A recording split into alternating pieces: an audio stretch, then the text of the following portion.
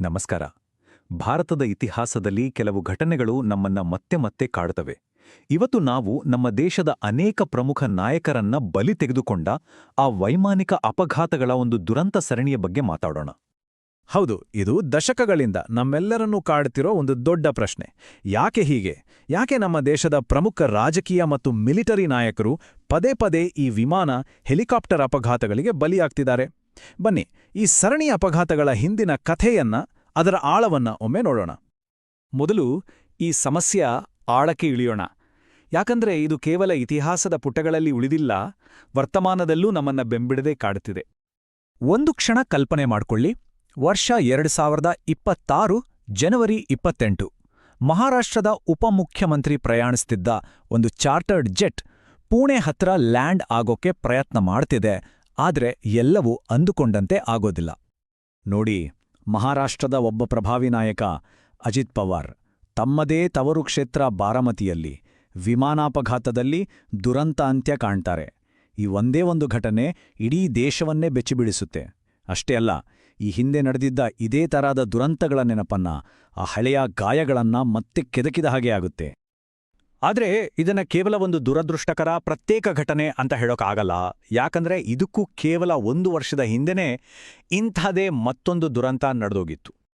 2025ರಲ್ಲಿ ಗುಜರಾತ್ನ ಮಾಜಿ ಮುಖ್ಯಮಂತ್ರಿ ವಿಜಯ್ ರೂಪಾಣಿಯವರು ಪ್ರಯಾಣಿಸುತ್ತಿದ್ದ ವಿಮಾನ ಅಹಮದಾಬಾದ್ನಿಂದ ಟೇಕ್ ಆಫ್ ಆದ ಕೆಲವೇ ನಿಮಿಷಗಳಲ್ಲಿ ಪತನ ಆಗಿತ್ತು. ಹೀಗೆ ಒಂದರ ಹಿಂದೊಂದು ನಡೆದ ಈ 2 ಘಟನೆಗಳು ಈ ಸಮಸ್ಯೆಯ ಗಂಭೀರತೆ ಎಷ್ಟಿದೆ ಅನ್ನೋದನ್ನ ನಮ್ಮ ಕಣ್ಮುಂದೆ ಇಡ್ತವೆ. ನಿಜ ಹೇಳಬೇಕಂದ್ರೆ ಇತ್ತೀಚಿನ ಈ ಘಟನೆಗಳೆಲ್ಲ ಒಂದು ಬಹಳ ದೀರ್ಘ ಮತ್ತು ವಿನಾಶಕಾರಿ ಇತಿಹಾಸದ ಒಂದು ಭಾಗವಷ್ಟೇ. ಬನ್ನಿ, ಆ ಇತಿಹಾಸದ ಪುಟಗಳನ್ನು ಒಮ್ಮೆ ತಿರುವಿ ನೋಡೋಣ. ಈ ದುರಂತಗಳ ಸರಣಿ ಎಷ್ಟು ಉದ್ದ ಇದೆ ನೋಡಿ. 1965ರಲ್ಲಿ ಪಾಕಿಸ್ತಾನದ ಜೆಟ್ಟಿಂದ ಒಡೆದುರುಳಿಸಲ್ಪಟ್ಟ ಬಲ್ವಂತರಾಯ್ ಮೆಹ್ತಾ ಅವರಿಂದ ಹಿಡಿದು 2021ರಲ್ಲಿ ನಮ್ಮ ದೇಶದ ಮೊದಲ ರಕ್ಷಣಾ ಮುಖ್ಯಸ್ಥ ಜನರಲ್ ಬಿಪಿನ್ ರಾವತ್ ಅವರವರೆಗೆ ಈ ಪಟ್ಟಿ ಹೀಗೆ ಬೆಳೆಯುತ್ತಲೇ ಹೋಗುತ್ತೆ. ಈ ಎಲ್ಲ ವರ್ಷಗಳಲ್ಲಿ 2000ದ ದಶಕ ಇದೆಯಲ್ಲ, ಅದು ಭಾರತೀಯ ರಾಜಕೀಯಕ್ಕೆ ಅತ್ಯಂತ ಕ್ರೂರವಾಗಿತ್ತು ಅಂತಲೇ ಹೇಳ್ಬೋದು. ಯಾಕಂದ್ರೆ ಕೇವಲ 10 ವರ್ಷಗಳ ಅವಧಿಯಲ್ಲಿ ಹಲವಾರು ಪ್ರಮುಖ ನಾಯಕರನ್ನ ನಾವು ಕಳೆದುಕೊಂಡ್ವಿ.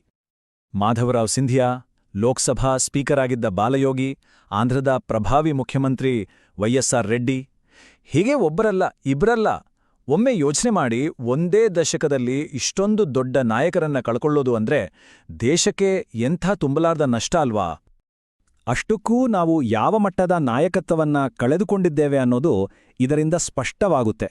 ರಾಜಕೀಯ ಉತ್ತರಾಧಿಕಾರಿಗಳಿಂದ ಹಿಡಿದು ದೇಶದ ಅತ್ಯುನ್ನತ ಮಿಲಿಟರಿ ಕಮಾಂಡರ್ವರೆಗೆ ಯಾರೂ ಈ ದುರಂತಗಳಿಂದ ಪಾರಾಗಿಲ್ಲ ಅನ್ನೋದು ಬೇಸರದ ಸಂಗತಿ. ಆದ್ರೆ ಈ ದುರಂತಗಳ ಕರಾಳ ಇತಿಹಾಸದ ನಡುವೆನೇ ಅದೃಷ್ಟವಶಾತ್ ಬದುಕುಳಿದ ಕೆಲವು ಗಮನಾರ್ಹ ಕಥೆಗಳೂ ಇವೆ. ಇವು ನಮಗೆ ಸಂಪೂರ್ಣ ಬೇರೆದೇ ಆದ ಒಂದು ದೃಷ್ಟಿಕೋನವನ್ನ ನೀಡುತ್ತವೆ. ಈ ಹೋಲಿಕೆ ನೋಡಿದ್ರೆ ನಿಜಕ್ಕೂ ಆಶ್ಚರ್ಯ ಆಗುತ್ತೆ ಅಲ್ವಾ? ಅಂದ್ರೆ ಇಂಥ ದೊಡ್ಡ ಅಪಘಾತಗಳಲ್ಲಿ ಒಬ್ಬ ನಾಯಕ ಬದುಕುಳಿಯೋದು ಎಷ್ಟು ಅಪರೂಪ ಅನ್ನೋದನ್ನ ಇದು ತೋರಿಸುತ್ತೆ. ಹೇಳ್ಬೇಕಂದ್ರೆ ಇದು ಬಹುತೇಕ ಸಾವಿನ ದವಡೆಯಿಂದಲೇ ಪಾರಾಗಿ ಬಂದ ಹಾಗೆ. ಇದರಲ್ಲಿ 2 ಅಸಾಧಾರಣ ಉದಾಹರಣೆಗಳು ಅಂದ್ರೆ, ಒಬ್ರು ಪ್ರಧಾನಿಯಾಗಿದ್ದ ಮೊರಾರ್ಜಿ ದೇಸಾಯಿ ಮತ್ತು ಇನ್ನೊಬ್ಬರು ಝಾರ್ಖಂಡ್ ಮುಖ್ಯಮಂತ್ರಿಯಾಗಿದ್ದ ಅರ್ಜುನ್ ಮುಂಡಾ. ಇಬ್ರೂ ಕೂಡ ಸಾವಿನ ದವಡೆಯಿಂದ ಪಾರಾಗಿ ಬಂದವರು. ನಿಜವಾಗಿಯೂ ಅದೃಷ್ಟ ಅವರ ಕೈ ಹಿಡಿದಿತ್ತು. ಹಾಗಾದ್ರೆ ಪದೇ ಪದೇ ಮರುಕಳಿಸ್ತಿರುವ ಈ ನಷ್ಟದ ಸರಣಿಯಿಂದ ನಾವು ಕಲಿಬೇಕಾದ ಪಾಠವಾದ್ರೂ ಏನು? 11. ಹೌದು, ಕೇವಲ ನಮ್ಮ ಈ ಪಟ್ಟಿಯಲ್ಲೇ ಕಳೆದ ಕೆಲವು ದಶಕಗಳಲ್ಲಿ ನಾವು 11 ಪ್ರಮುಖ ರಾಜಕೀಯ ಮತ್ತು ಮಿಲಿಟರಿ ನಾಯಕರನ್ನ ಆಕಾಶದಲ್ಲೇ ಕಳ್ಕೊಂಡಿದ್ದೇವೆ. ಪ್ರತಿಯೊಂದು ಸಾವು ಕೂಡ ದೇಶದ ಮೇಲೆ ಒಂದೊಂದು ತರದ ಆಳವಾದ ಪರಿಣಾಮ ಬೀರಿದೆ. ಈ ಎಲ್ಲಾ ಘಟನೆಗಳು ನಾವು ತೆತ್ತಿರುವ ಬೆಲೆ ಎಷ್ಟು ಅಗಾಧವಾದದ್ದು ಅಂತ ಯೋಚನೆ ಮಾಡುವಂತೆ ಮಾಡುತ್ತವೆ. ಅಷ್ಟೇ ಅಲ್ಲ, ಈ ಸರಣಿ ಯಾಕೆ ಇವತ್ತಿಗೂ ಮುಂದುವರಿತಿದೆ ಅನ್ನೋ ಪ್ರಶ್ನೆಯನ್ನು ಹುಟ್ಟುಹಾಕ್ತವೆ. ಇವು ಕೇವಲ ಸಂಖ್ಯೆಗಳಲ್ಲ, ನಮ್ಮ ದೇಶದ ನಾಯಕತ್ವದಲ್ಲಿ ಉಂಟಾದ ತುಂಬಲಾರದ ದೊಡ್ಡ ಶೂನ್ಯಗಳು. ಈ ಪ್ರಶ್ನೆಗಳೊಂದಿಗೆ ಇವತ್ತಿನ ಈ ವಿಶ್ಲೇಷಣೆಯನ್ನು ಮುಗಿಸೋಣ.